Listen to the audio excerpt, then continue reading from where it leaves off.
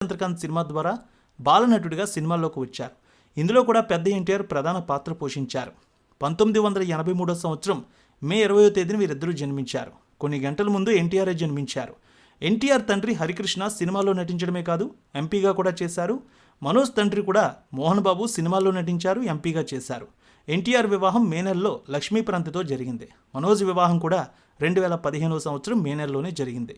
బిందాస్ సినిమాకు గాను ఏపీ ప్రభుత్వం నుంచి నంది స్పెషల్ జ్యూరీ పురస్కారం కూడా అందుకున్నారు మనోజ్. స్నేహానికి ఎంతో విలువ ఇస్తారు మనోజ్. ఎవరైనా సాయం అని కోరితే తనకు వీలైన సహాయం చేస్తారు. వేరే వారి నుంచి కూడా సహాయం చేయిస్తారు. ఎంతో ఎమోషనల్ పర్సన్ అనే చెప్పాలయన.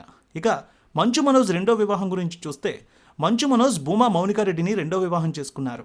ఆమె కర్నూలు జిల్లాకు చెందిన భూమా నాగిరెడ్డి శోభమ్మల రెండో కుమార్తె.